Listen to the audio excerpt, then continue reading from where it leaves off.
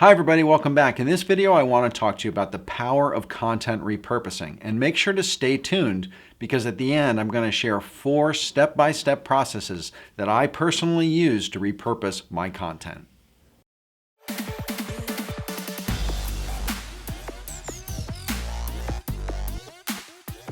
So as I'm sure you know, content marketing is one of the most effective forms of driving attention to your business that there is out there. I'm not even going to call it advertising because it's not really advertising. Advertising is real promotional. Content marketing, on the other hand, is attraction. So it's drawing people to you. Do you develop things like blog posts or articles or video or podcasts or audio or infographics or inspirational quotes? If you do, that's content, and you can use that to promote your business and to drive people to your platforms to benefit your business. If you're taking one piece of content and posting it in one place, you are not getting the most bang for your buck. I have this saying that I say all the time: if you're out of feed, you're out of mind. You can take one piece of content and repurpose it on a lot of different platforms in a lot of different ways that can really give you more bang for the buck for the time and the energy and the thought that you put into developing that content in the first place. You can use it more than once. So, how do you do this? So let's take an example. Let's start with one piece of written content, a blog post or an article. You can post that to begin with on your blog, but then you can also take that written article or that post and you can post it on LinkedIn, or you can post it on Medium, or you can post it on any number of other forum sites or group sites on Facebook, on LinkedIn that you belong to. You can then take those posts and promote them on Instagram or Facebook or Twitter and drive traffic back to those social platforms where you've posted that blog post or that article. You can then take a key quote or two out of that article and use Adobe Spark to create an inspirational quote graphic that you can then post on Instagram. But we're not done yet. You can take that written piece of content and you can collect a bunch of them together into a book. Or you could take some of the content within those articles or blog posts and turn them into checklists, PDFs that you could use as lead magnets to get people to sign up to your email list on your website. But again, we're not done yet. You can take that written content and it can become audio. You could use that written content, that blog post, that article as a theme to do a podcast about. Or you can turn it into video. You can take that written content and use it as an outline to do a YouTube video. Okay, let's talk about another example, one piece of audio content. So let's say you record a podcast and you publish that on iTunes. You can then take that podcast audio and you can upload it onto rev.com and have it turned into a transcription and turn that transcription into a written article. You can then post that written article on LinkedIn or Facebook or Twitter or Medium.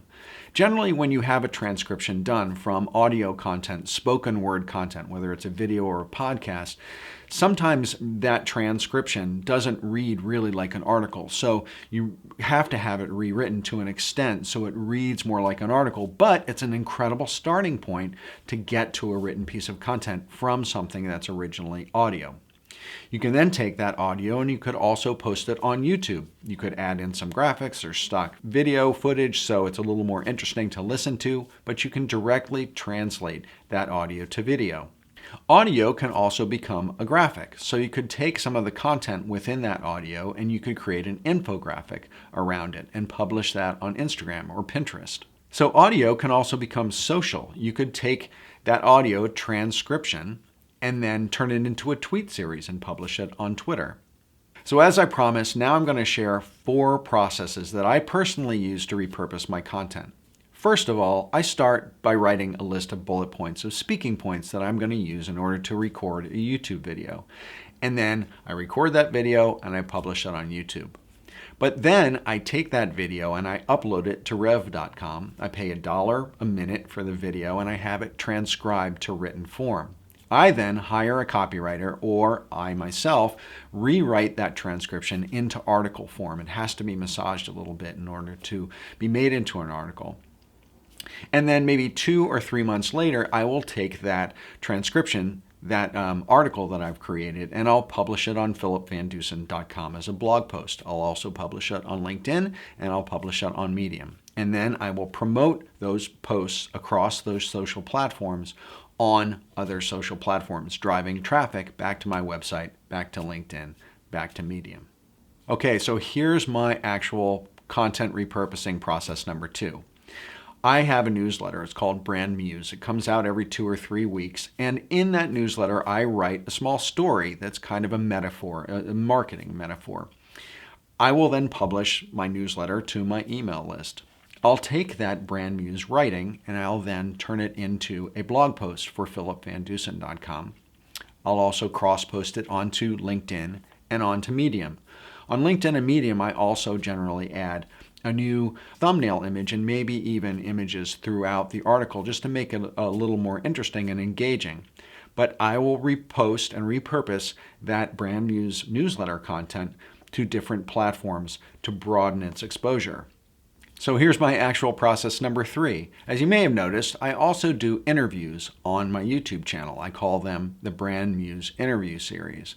And I start by recording a video interview with a guest. I then publish that video on YouTube. I will then take the audio, I'll edit it, and then publish it as a podcast. I'm launching a podcast called the Brand Design Masters Podcast. Please keep your eyes open for that. The thumbnail is going to be right here in this video. That's going to be launching soon. I am repurposing some of the Brand Muse video series interviews that I've done that you may not have seen and many people may not have seen or heard, and I'm going to put them on my podcast. I also will have a mix of solo shows and interviews just done for the podcast, which I will undoubtedly cross-post onto YouTube. So here's a real story. A lot of my earlier videos didn't get a lot of exposure because I didn't have a tremendous amount of subscribers at the beginning of my YouTube channel. So I've been taking some of those videos and I've been reposting them. I've been having them transcribed, first of all, to create subtitles, and I've been reposting them on LinkedIn.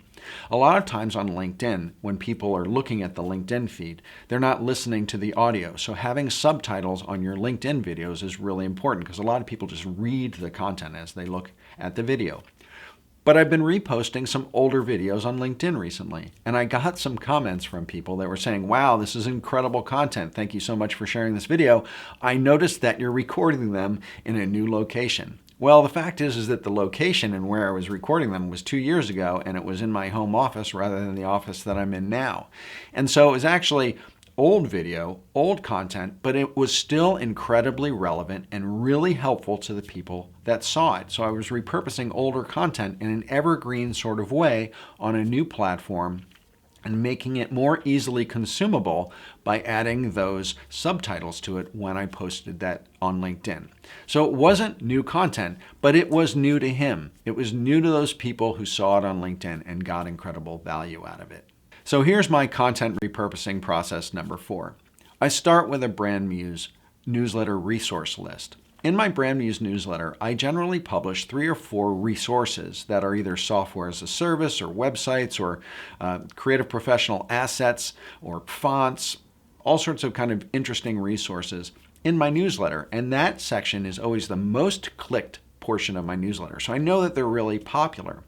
What I've been doing is collecting 100 of those resources, putting them in one PDF and making that available as a lead magnet, a downloadable lead magnet that people can get if they sign up to my email list, and using that content, that popular content, in a completely different form for a completely different purpose. So I've created a kind of interesting little chart, and it shows how you can have different forms of content: video, audio, written, social, graphic content, and how each of those pieces of content can be repurposed into a different form, and in some cases on a completely different platform, to a different audience to added effect. So it's gaining more eyeballs, more attention, more people are benefiting from the time and energy and creativity that you put into developing your content because it's being made available to them on different platforms, in different forms. Because the thing you have to keep in mind is that people consume content in different ways. Some people love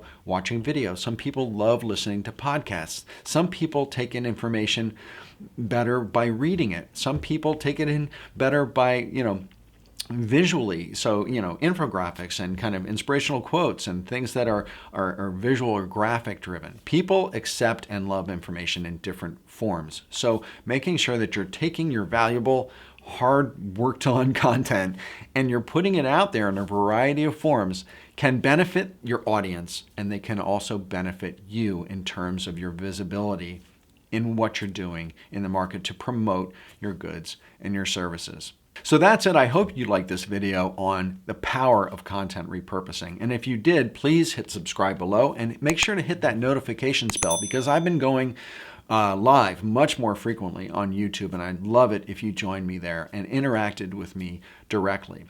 You can also join my newsletter by going to philipvandusen.com/muse, M-U-S-E, and joining my newsletter, because you'll get all those cool resources that I just told you about, and also you'll be able to read some of my blog content, and I publish all of the announcements I'll be making about the Brand Design Masters podcast and the Brand Design Masters Academy and the Brand Design Masters Guild, which is my new mastermind that I'm going to be launching that you're going to want to hear about and want to learn about. So make sure to join that email list.